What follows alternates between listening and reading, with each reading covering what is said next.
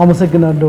የንግድ ምክር ቤት በዓለም ላይ የተወለደበት ምክንያት ንግድና አገልግሎቶችን ለማሳለጥ በ1565 አካባቢ በፈረንሳይ ማርሴይ የተጀመረና ከዛም በምስራቅ አውሮፓ በተለያዩ ሀገሮች መሰራጨቱ ይታወቃል። ወደ ሀገራችንም ደግሞ ከጣሊያን ወረራ በኋላ የተጎዳው የኛ ሀገርን የንግድና ኢንቨስትመንት ስራን ለማሳለጥ በ1939 በአዋጅ 3039 ቻርተር ይባላል የዛን ጊዜ በዚህ አዋጅ ተቋቁሞ የኢትዮጵያ ንግድና ዘርፍ ማህበራት ምክር ቤት አንጋፋው ምናልባት የመጀመሪያው የግል መንግስታዊ ያልሆነ ተቋም ዛሬ ላይ ወደ 80 ዓመት ገደማን ያስቆጠረ ባለጸጋ የሆነ ትልቅ ተቋም ነው። በመቀጠል በ1970 በአዋጅ 147 እንደገና ንግድ ምክር ቤት እንደገና ተደራጅቷል። በአሁኑ ሰዓት ደግሞ አሁን እኛ የምንመራበት አዋጅ 341/95 በ1995 በአዲስ መልክ የኢትዮጵያ ንግድና ዘርፍ ማህበራት ምክር ቤት በሚል አዋጅ ተቋቁመው እዚህ ደርሰናል። የኢትዮጵያ ንግድና ዘርፍ ማህበራት ምክር ቤት እንደሚታወቀው ለትርፍ ያልተቋቋመ ንግድና አገልግሎትን ለማሳለጥ የተቋቋመ አንጋፋ የመንግስታዊ ያልሆነ የግል ተቋም ነው። እንግዲህ በዚህ ሂደት ላይ ያለን ነው። እኛ አሁን እኔ 1 ዓመት አስቆጥር ያለው በትልቅ ሪፎርምን ያነገበ የዳይሬክተሮች ቦርድ የዛሬ ዓመት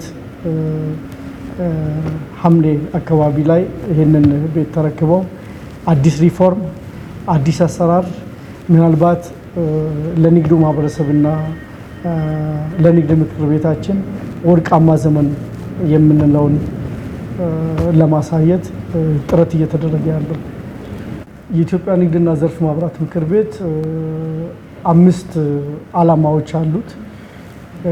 አንዱ ለንግዱ ማህበረሰብ የተለያዩ አገልግሎቶችን መስጠት ነው። ሁለተኛው ደግሞ የአባላትን መብትና ጥቅም ማስከበር ነው። ሶስተኛው የሀገሪቱ ምርቶችና አገልግሎቶች በመላው ዓለም ኢትዮጵያን ጨምሮ በመላው ዓለም እንዲተዋወቁ ማድረግ ነው። ሌላው በሀገሪቱ የንግድና ኢንቨስትመንት ስራዎች እንዲያድጉ ይሰራል። አምስተኛው በመንግስትና በንግዱ ማህበረሰብ መሃል እንደ ድልድይ ሆኖ ያገለግላል።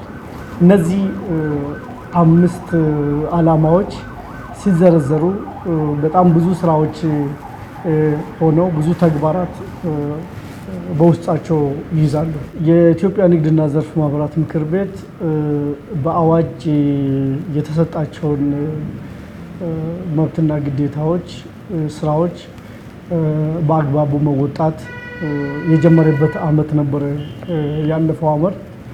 በዚህም ውስጥ የንግድ ምክር ቤታችን ትክክለኛውን ዓለም አቀፍ ስታንዳርድ በያዘ መልኩ በነገራችን ላይ ንግድ ምክር ቤት የዓለም አቀፍ ብራንድ ነው። አንድ ሀገር ከአንድ በላይ ንግድ ምክር ቤት አይኖራትም። አንድ ንግድ ምክር ቤት ደግሞ ሊኖራት ግድ ነው። ንግድ ምክር ቤት የዓለም አቀፍ ብራንድ ነው። ይሄ ዓለም አቀፍ ብራንድ የሆነው ዓለም አቀፍ ገበያ ውስጥ ለመግባት ንግድና አገልግሎትን ለማሳለጥ መጠናከር አለበት በሚል የዛሬ ዓመት በተደረገው የጠቅላላ ጉባኤ በጣም ታሪካዊ በሆነ የጠቅላላ ጉባኤ እኔን ጨምሮ 10 የቦርድ አባላት ወደዚህ መጥተዋል። ከዛ በኋላ ሰፋፊ ሪፎርሞችን ሰርተናል። ከነዚህ ሪፎርሞች አንዱ ንግድ ምክር ቤቱ ግብ እንዲኖረው ለምሳሌ ግብ ብለን ያዝነው እስከ 2027 ወይም ደግሞ በሁለት የስትራቴጂክ ዘመን ውስጥ በንግድ ምክር ቤቱ በንግዱ ማህበረሰብ በግሉ ሴክተር የሚመራ ኢኮኖሚን በኢትዮጵያ ውስጥ ማየት ነው። በመቀጠል የ5 ዓመት ስትራቴጂክ እቅድ በማዘጋጀት ሌሎች በንግድ ምክር ቤቱ ውስጥ ያሉ የሰው ኃይል አደረጃጀቶችን ሰውና ስራን በማገናኘት መሪ ላይ ሽግሽግ በማድረግ አዳዲስ የሰው ኃይልን ከውጭ በመቅጠር በርካታ ውስጣዊና ውጫዊ ሪፎርሞችን ሰርተናል። ከዚህ ውስጥ ንግድ ምክር ቤቱ ተደራሽነቱና የውጭ ግንኙነቱ ተቀባይነቱ በጣም የወረደበት ጊዜ ላይ ነው እኛ የምክር ቤት የተቀላቀልነው። ይሄም በበቂ ሁኔታ ባለድርሻ አካላት ጋር ጥሩ ግንኙነት እንዲኖረው፣ መንግስት ጋር ተደማጭነት እንዲኖረው፣ በዓለም አቀፍ ደረጃ የኢኮኖሚው ዲፕሎማሲን ማሳለጥ የሚችል ተቋም እንዲችል ተደርገው የሰው ኃይላችንን ያደራጀንበት ትልቅ ሪፎርም ያደረግንበት ነበር።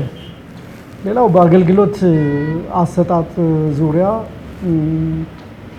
ከአባል ምክር ቤቶቻችንን መልሶ በማጠናከር ታች ያሉት አባል ምክር ቤቶቻችንን በሰፊው መልሶ ማጠናከር፣ የተለያዩ ስልጠናዎችን በመስጠት የገንዘብ ድጋፍ የሚያስፈልጉትን እንኳን ገንዘብ ድጋፍ በመስጠት አባል ምክር ቤቶቻችንን ያጠናከርንበት ሁኔታ አለ። ንግድ ምክር ቤቱ ከሚሰጣቸው አገልግሎቶች አንዱ የግልግል ዳኝነት ነው። የግልግል ዳኝነታችን ለወደፊቱ ድንበር ተሻጋሪ እንዲሆን ምክር ቤታችን በአፍሪካ አንጋፋውና እድሜ ጠገብ ንግድ ምክር ቤት ነው። በተቋም ደረጃም በዚህ ሁኔታ ኢትዮጵያ ባላት ሁኔታ የተደራጀ ንግድ ምክር ቤት በአፍሪካ ሀገራት ውስጥ አይታዩም። ምናልባት በቅርብ ጊዜ ቢደራጁም ጠንካራ ንግድ ምክር ቤቶች ሊኖሩ ይችላሉ። ግን በስትራክቸር ደረጃ እንዲህ ዓላማውን አንግቦ የሚንቀሳቀስ ትልቅ ንግድ ምክር ቤት የለምና በዚህ ሁኔታ ንግድ ምክር ቤቱን እያደራጀን እንገኛለን። የንግድ ምክር ቤቱ ጥብቅና የሚቆመው አንድም በቀጥታ ነው፣ ሁለትም በተዘዋዋሪ ነው። ለምሳሌ የመንግስት ፖሊሲዎች፣ አዋጆች ከመውጣታቸው በፊት መንግስት ይጋብዘናል። ረቂቁ ላይ እንድንወያይ ይደረጋል። ረቂቁ ላይ የራሳችንን ሀሳብ እንሰጣለን። አዋጁ ውስጥ እንዲታከል ሚዛናዊ እንዲሆን እናደርጋለን። ከዛ በኋላም አዋጁ ከወጣ በኋላ አስኬጅ ያልሆኑ ሁኔታዎች እና አዋጁ ችግር አለበት የሚል እምነት ካለን እናስጠናለን። የጥናት ውጤቶቹን አሁንም ለመንግስት እናቀርባለን። ባለድርሻ አካላት መንግስትና ባለጉዳዩ የንግዱ ማህበረሰብ ተገናኝቶ እንዲወያይ ፒፒዲ እንዲወያይ እናደርጋለን። ችግሮች እንዲፈቱ፣ መፍትሄ እንዲያገኙ፣ የተሰጠውን መፍትሄ ስራ ላይ እንዲውል እናደርጋለን። በዚህ ሁኔታ ነው። ከዛም በላይ ንግድ ምክር ቤታችን የሚሰራው ግንዛቤ ማስጨበጫ ላይ፣ በተለይ በቅርብ ጊዜ መንግስት ለግሉ ሴክተር የሰጠው ትኩረት አለ። ከዛ አንጻር አዋጁ ላይ የተለያዩ የሚወጡት አዋጆች ላይ በሰፊው እኛ የምንሳተፍበት ሁኔታ አለ። ከዛም አልፈው ጫና የሚፈጥሩ አዋጆች የሚወጡበት ሁኔታ ሊኖር ይችላል። እነዛንም ደግሞ መንግስት ወይም ደግሞ ባለድርሻ አካላት እኛን ያላዳመጡበት ጊዜ የለም። በየጊዜው ማሻሻያዎች፣ አዋጆች፣ ደንቦች ማሻሻያ እየተደረጉበት የመጡበት ሁኔታ አለ። በዛ ተጽዕኖ ውስጥ የንግድ ምክር ቤት ተጽዕኖ ረቂቅ ላይ ከመወያየት ከረቂቅ በኋላ ከመሞገት ውቶታ ከማድረግ አድቮኬሲ ስራዎችን ከመስራት የተነሳ እነዚህ ነገሮች በሚገባ እየተቀረፉ የመጡበት ሁኔታ አለ።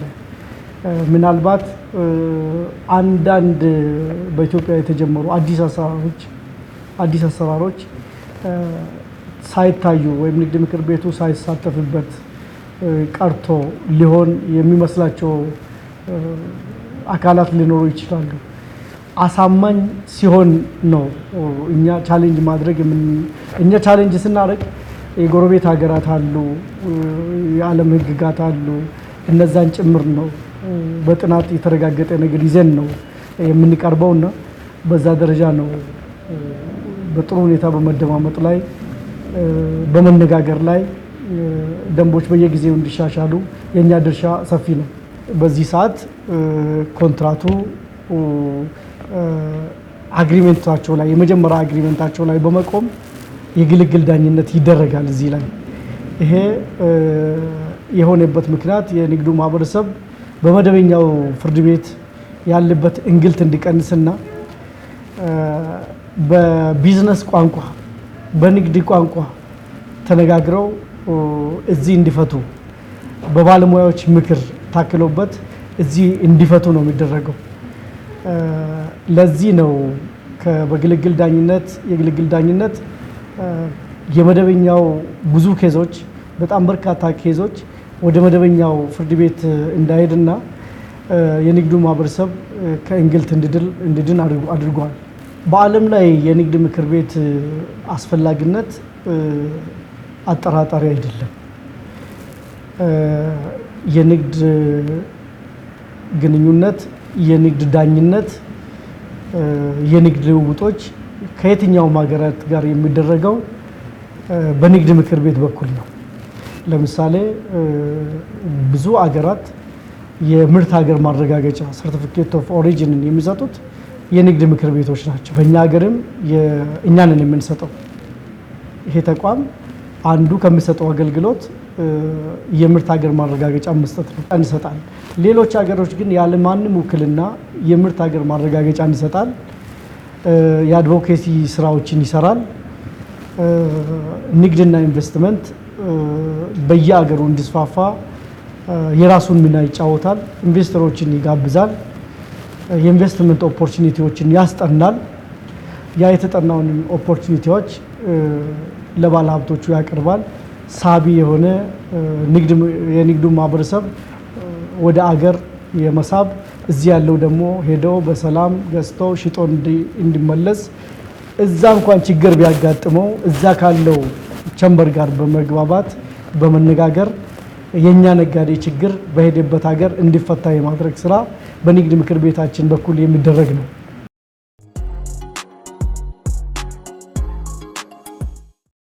ምክር ቤቶች ጠንካራ ለማድረግ አንደኛ የመንግስት ፖሊሲ ወሳኝ ነው። ሁለተኛ አባላት ምክር ቤታቸውን ተቀብለው ድርሻቸውን የሚናቸውን መወጣታቸው አስፈላጊ ነው። ከዚህ አንጻር የአዋጅ ክፍተት አለበት። የኢትዮጵያ ንግድና ዘርፍ ማህበራት ምክር ቤት አሁን ቢያንስ ከ20 ዓመት በላይ ያስቆጠረ አዋጅ።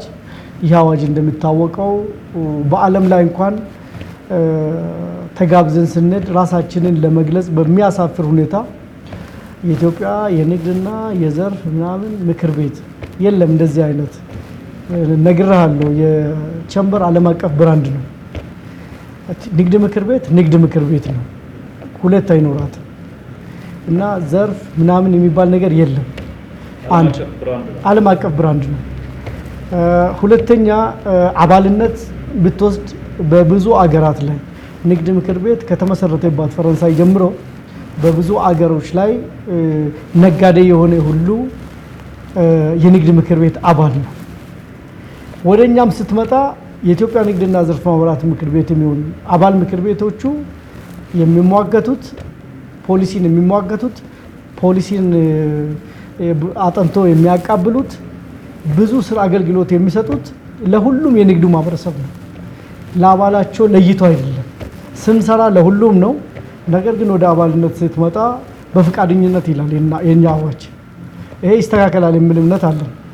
ሌላው ከ7 ዓመት ወዲህ አሁን ያለው አዋጅ ኢትዮጵያ የያዘችውን የልማት እቅድ የኢኮኖሚ እንቅስቃሴ አይመጥንም። ከ7 ዓመት ወዲህ በርካታ በዘርፉ አካባቢ ያሉት አዋጆች ተቀይረዋል፣ ማሻሻያ ተደርጎባቸዋል። ለኢኮኖሚ እንቅስቃሴ ማነቆ የሆኑት ለሀገር ግንባታ ማነቆ የሆኑት በአጠቃላይ ፖሊሲዎች ተቀይረዋል። ሳይቀየር የቆየው የዚህ የንግድ ምክር ቤት አዋጅ ብቻ ነው። ይሄም በቅርቡ ይቀየራል። በረቂቅ ደረጃ ረቂቁ አልቀው ጠቅላይ ሚኒስትር ኦፊስ ነው ያለው፣ ጫፍ ላይ ደርሰዋል። በቅርቡ ይቀየራል፣ ይሻሻላል የሚል እምነት አለ። ነገር ግን በዚህ 7 ዓመት ውስጥ ያልተቀየረ አዋጅ ቢኖር ይሄ አዋጅ ነውና አንዱ ለጥንካሬ ማጣቱ፣ መድረስ ያለበት ቦታ አለመድረሱ፣ ሚናውን በአግባቡ አለመወጣቱ ይሄ አዋጅ ነው። 21 አባል ምክር ቤቶች አሉት። የክልል ምክር ቤቶች አሉት። 6 የዘርፍ ማህበራት አሉ። 2 የከተማ አስተዳደር አዲስ አበባና ድሬዳዋን ጨምሮ 21 የንግድ ምክር ቤቶች አሉ። በእነዚህ 21 ምክር ቤቶች ስር ደግሞ የተለያዩ በየሲቲያቸው በየከተማው የተደራጁ ማህበራት አሉ። ለምሳሌ የኦሮሚያ ብሔራዊ ክልላዊ መንግስትን ከወሰድክ በኦሮሚያ ብሔራዊ ክልላዊ መንግስት የንግድና የዘርፍ ማህበራት ምክር ቤት ስር 217 የንግድ ማህበራት አሉ፣ ንግድ ምክር ቤቶች አሉ። በጣም ስትራክቸሩን በጠበቀ እኛ የምንሰራቸው ነገሮች ወደ ታች የሚወርዱበት ሁኔታ ነው ያለ። በተለይ ዘንድሮ ብዙ ስራዎችን አብረን የሰራንበት አረንጓዴ አሻራን እስከታች ድረስ ንግድ ምክር ቤቶቻችን መዋቅሩን ጠብቆ እስከታች ድረስ ማህበራዊ ኃላፊነታቸውን የተወጡበት ሁኔታ አለ። አሁን በተለየ ሁኔታ ከአባላት ጋር ያለን ግንኙነት ሰፊ ነው። ስለ የሚያገኙት አገልግሎት ካነሳን ንግድ ምክር ቤቶቻችን ለሁሉም የንግዱ ማህበረሰብ ለመንግስት የልማት ድርጅቶችን ጨምሮ የመንግስት የልማት ድርጅቶች ጨምሮ ለሁሉም የንግዱ ማህበረሰብ አገልግሎት እየሰጡ ነው። ለማንኛውም በቢዝነስ እንቅስቃሴ በቢዝነስ እንቅስቃሴ ውስጥ ላሉት ሁሉ አገልግሎታቸውን እየሰጡ ነው። ነገር ግን መስፈርቶቹ ነጋዴ መሆንና አገልግሎት መፈለግ ብቻ ነው ለጊዜው። እኛ ጋር አገልግሎቱን ፍለጋ የመጣ አባልም ይሁን አይሁን አገልግሎቱን እያገኘ ነው። ነገር ግን አባል መሆኑ የአባልነት የሚከፍለው ግን አባል የሆነ ብቻ ነው። አገልግሎቱን ግን እንደ አገር በፖሊሲ ስር ሆነን ለሁሉም አገልግሎታችን እንሰጣለን። ስለዚህ ክፍተቱ ይሄ ነው። የአዋጁና የአገልግሎቱ ክፍተት ይሄ ነው። ይሄ አዲሱ አዋጅ ሲወጣ ይሄ አገልግሎታችንና አዋጁ አንድ ላይ ተቀናጅቶ ይሄዳል የሚል እምነት አለ።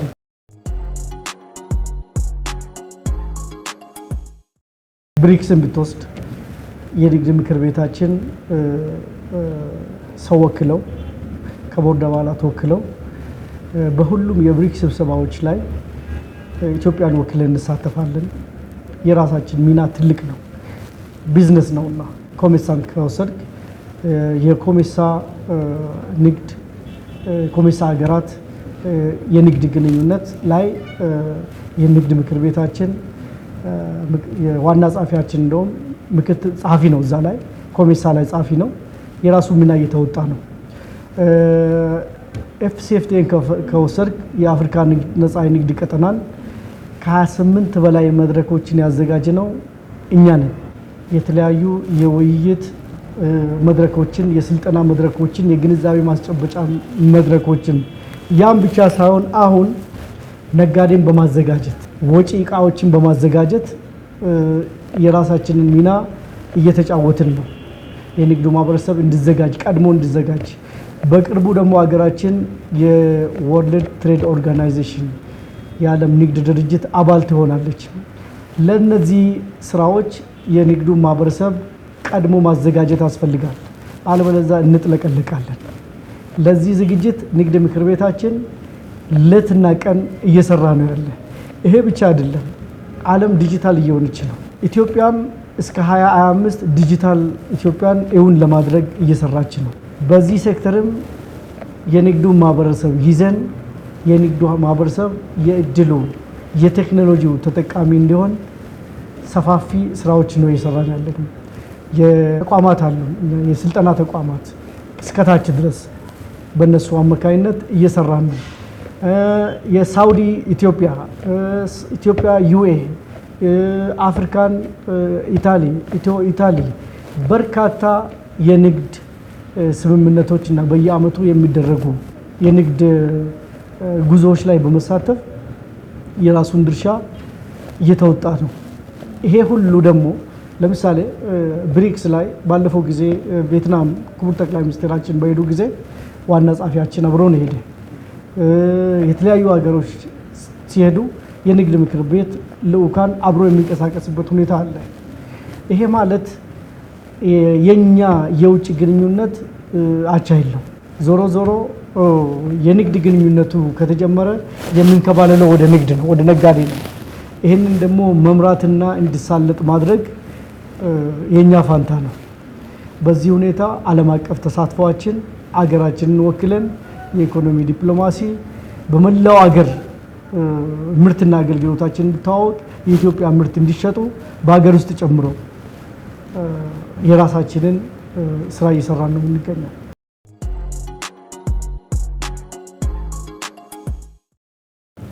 የኢትዮጵያ ንግድና ዘርፍ ማህበራት ምክር ቤትም ሆነ ታች ያሉት ቅርንጫፍ ንግድ ምክር ቤቶቻችን የግሉ ሴክተር ጥላ ከለላ ናቸው። የግሉ ሴክተር ቋንቋ አፍ ናቸው። የኢትዮጵያ ንግድና ዘርፍ ማህበራት ምክር ቤት በኩል ነው የግሉን ሴክተር መንግስት ማግኘት የሚችለው። እኛም ደግሞ መንግስትን ማግኘት የምንችለው በዚህ በኩል በንግድ ምክር ቤታችን በኩል ነው። ይሄንን ማወቅ አለበት። የራሱ ማህበር የራሴ ተቋም የራሴ ማህበር አለው ብሎ ማመን አለበት። ከሱ የሚጠበቅበትን ማድረግ አለበት።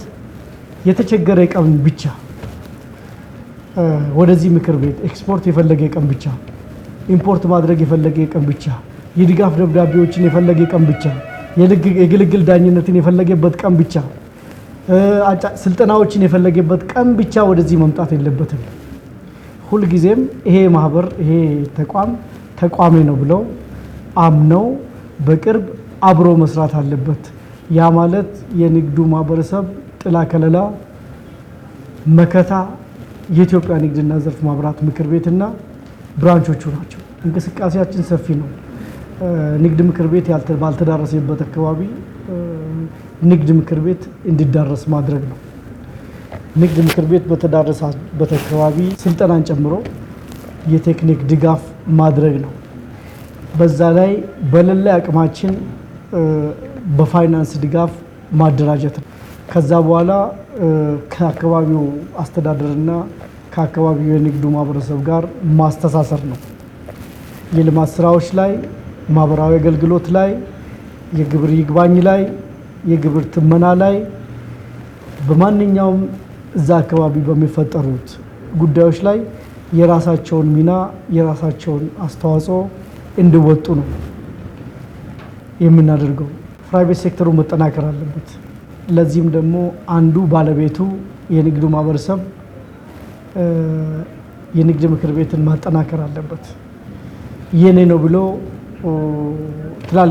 በተለይ ትላልቅ የመንግስት የልማት ድርጅቶችና ትላልቅ የሀገራችን ካምፓኒዎች፣ ነጋዴዎች ታች ካለው ነጋዴ የበለጠ የንግድ ምክር ቤትን ትሩፋት ያውቃሉ።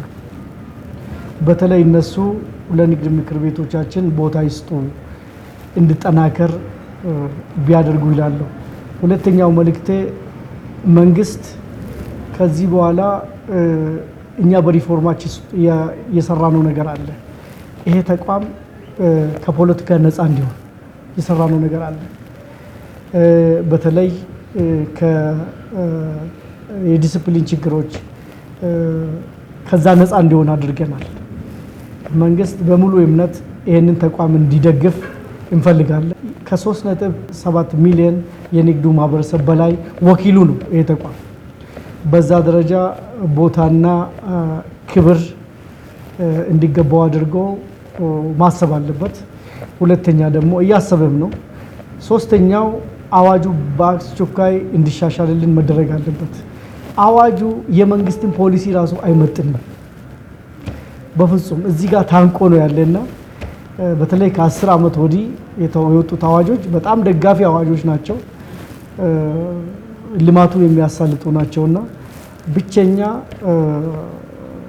ጊዜውን የማይመጥን አዋጅ ነው። አዋጁ መውጣት አለበት በቅርቡ። በጣም አመሰግናለሁ።